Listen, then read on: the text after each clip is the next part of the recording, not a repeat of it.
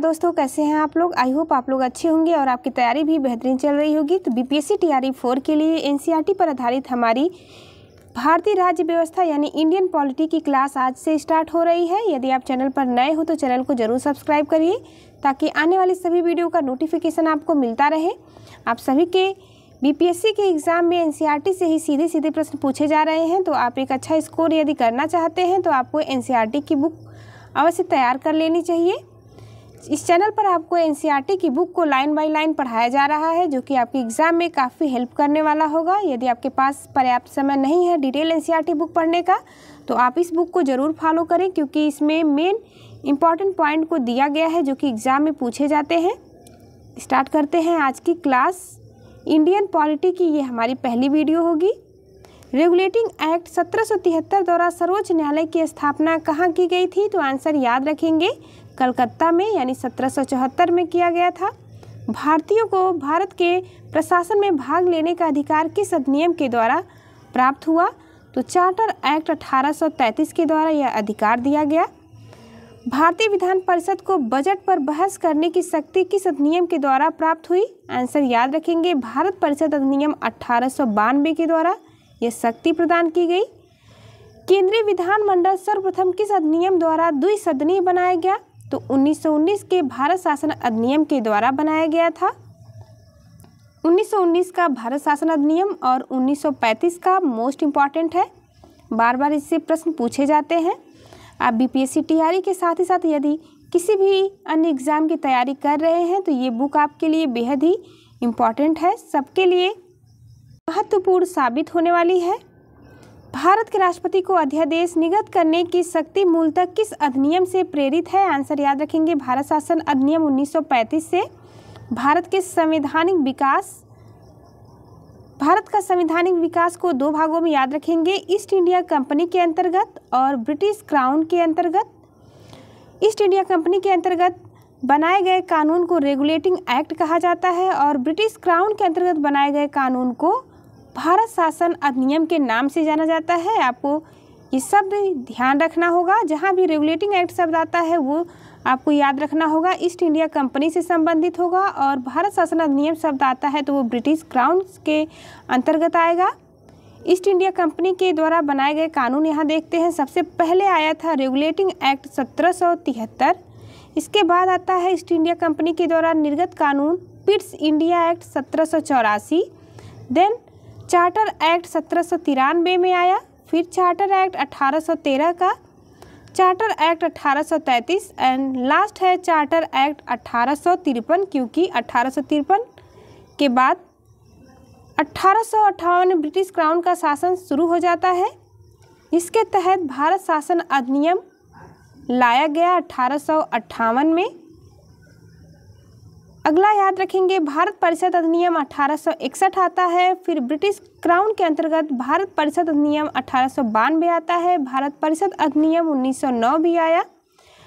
अगला है भारत शासन अधिनियम 1919 एंड भारत शासन अधिनियम 1935।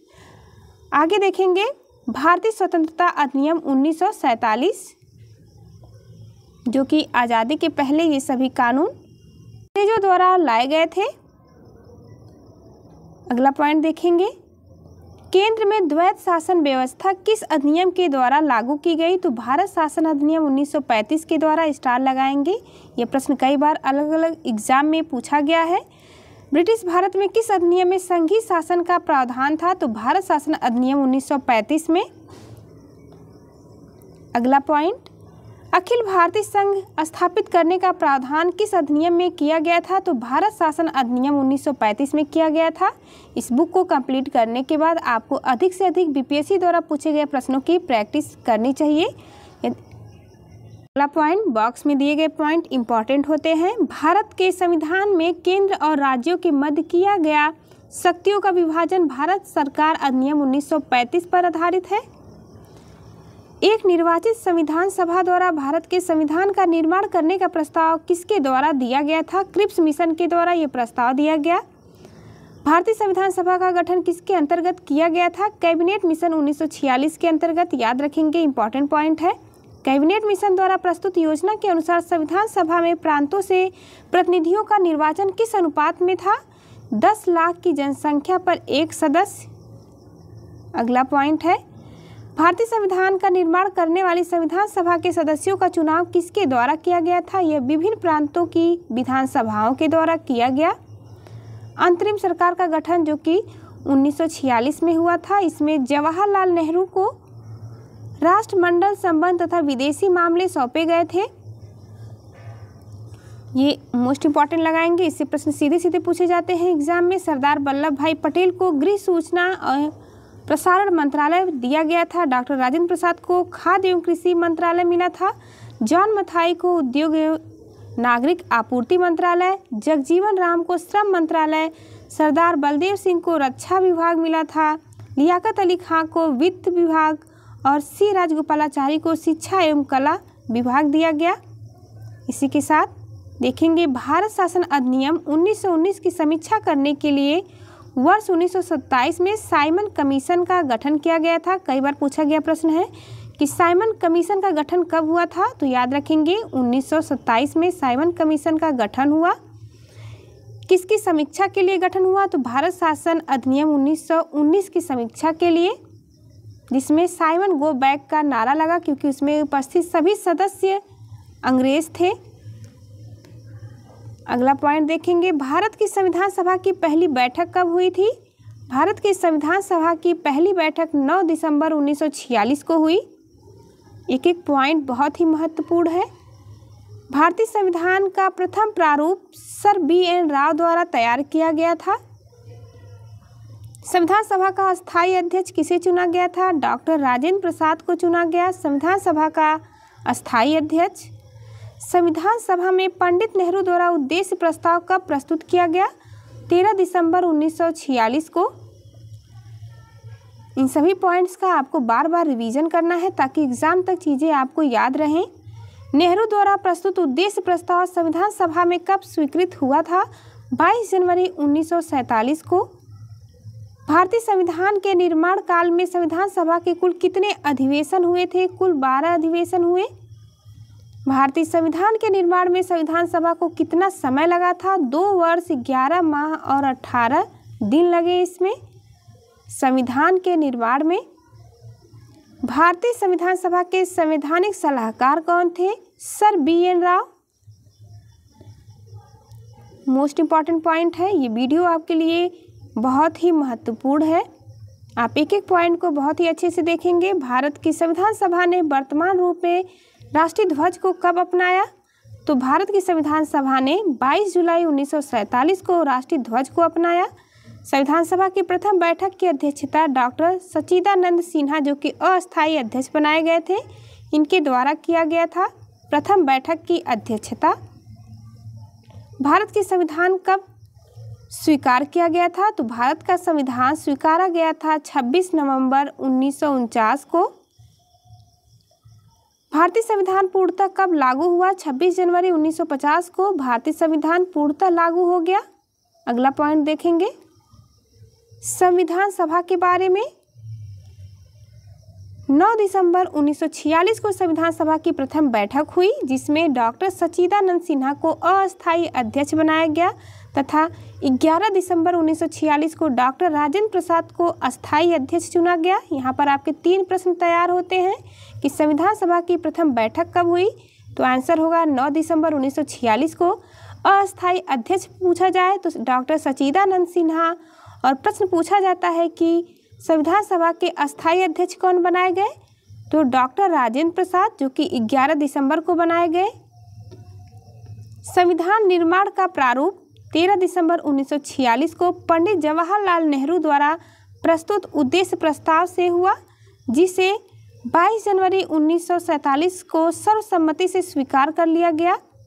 ये बॉक्स आपके लिए मोस्ट इम्पॉर्टेंट होगा, आप इसको बहुत ही अच्छे से याद रखेंगे। एक एक पॉइंट से क्वेश्चन बने हैं आपके एग्जाम में। अगला पॉइंट देखेंगे 22 जनवरी 1947 को सर्वसम्मति से स्वीकार कर लिया गया। 26 नवंबर 1949 को भारतीय संविधान अंगीकृत किया गया, जबकि 26 जनवरी 1950 को इसे पूर्णतः लागू किया गया। आगे देखेंगे 26 नवंबर 1949 को भारतीय संविधान किसके द्वारा अधिनियमित किया गया था? तो संविधान सभा के द्वारा। इसलिए 26 नवंबर को प्रत्येक वर्ष कानून दिवस भी मनाया जाता है, संविधान दिवस, कि 26 नवंबर को ही हमारा संविधान पूर्णतः तैयार हुआ था। जनगण मन को भारत के राष्ट्रगान के रूप में कब अपनाया गया? 24 जनवरी 1950 को अपनाया गया था। भारत सरकार द्वारा अशोक स्तंभ को राष्ट्रीय चिन्ह के रूप में अंगीकृत कब किया गया? 26 जनवरी 1950 को। संविधान सभा की सलाहकार समिति के अध्यक्ष सरदार वल्लभ भाई पटेल को बनाया गया था। संविधान सभा की झंडा समिति के अध्यक्ष कौन थे? डॉक्टर राजेंद्र प्रसाद, झंडा समिति के अध्यक्ष। प्रमुख समितियां एवं उनके अध्यक्ष, इससे प्रश्न आपके एग्जाम में अवश्य ही पूछे जाएंगे, मोस्ट इंपॉर्टेंट लगाएंगे। संघ समिति के अध्यक्ष पंडित जवाहरलाल नेहरू, संघीय संविधान समिति के अध्यक्ष पंडित जवाहरलाल नेहरू थे। प्रांतीय संविधान समिति के अध्यक्ष सरदार वल्लभ भाई पटेल, प्रारूप समिति के अध्यक्ष डॉक्टर VR अम्बेडकर। ये प्रश्न पूछा गया है TRE 1 में। मौलिक अधिकारों एवं अल्पसंख्यकों संबंधी परामर्श समिति के अध्यक्ष बनाए गए थे सरदार वल्लभ भाई पटेल। प्रक्रिया नियम समिति के अध्यक्ष डॉक्टर राजेंद्र प्रसाद, राज्यों के लिए समिति के अध्यक्ष पंडित जवाहरलाल नेहरू एवं संचालन समिति के अध्यक्ष डॉक्टर राजेंद्र प्रसाद। संविधान सभा के कार्यों से संबंधित समिति के अध्यक्ष कौन थे? GV मावलंकर। ये PRT के साथ ही साथ जूनियर TGT PGT सभी के लिए महत्वपूर्ण है, क्योंकि आपके जूनियर से लेकर के TGT PGT के एग्जाम में 40 अंक के GS के क्वेश्चन पूछे जाते हैं। अगला पॉइंट देखेंगे, डॉक्टर BR अम्बेडकर की अध्यक्षता में संविधान सभा की प्रारूप समिति में 6 अन्य सदस्य नाम देखेंगे। N Gopalaswami Ayyangar, doctor KM Munshi, BM Mitra, जो कि बाद में इनके स्थान पर N माधव राव आए, अल्लादी कृष्णा स्वामी अय्यर, सैयद मोहम्मद सादुल्ला तथा DP खेतान, बाद में इनके स्थान पर TT कृष्णाचारी आए। संविधान सभा ने डॉक्टर BR अम्बेडकर की अध्यक्षता में प्रारूप समिति का गठन कब किया था? 29 अगस्त 1947 को किया। डॉक्टर BR अम्बेडकर की संविधान सभा में निर्वाचन किस प्रेसिडेंसी से हुआ? तो डॉक्टर BR अम्बेडकर का संविधान सभा में निर्वाचन बम्बई प्रेसिडेंसी से हुआ था 1947 से 50 तक। पहले बंगाल प्रेसिडेंसी से हुआ था 1946-47 में। अगला पॉइंट देखेंगे, भारत का संविधान मूलतः 2 भाषाओं हिंदी तथा अंग्रेजी में लिखा गया था। सभी सदस्यों ने इन दोनों प्रतियों पर हस्ताक्षर भी किए थे। अगली टॉपिक हम पढ़ेंगे संविधान के विभिन्न प्रावधान एवं उनके स्रोत, इससे प्रश्न पूछे जाएंगे, जो कि मोस्ट इम्पॉर्टेंट होगी हमारी अगली वीडियो। तो चलिए मिलते हैं आपसे कल की क्लास में। जाते जाते चैनल को लाइक शेयर सब्सक्राइब करना ना भूलें।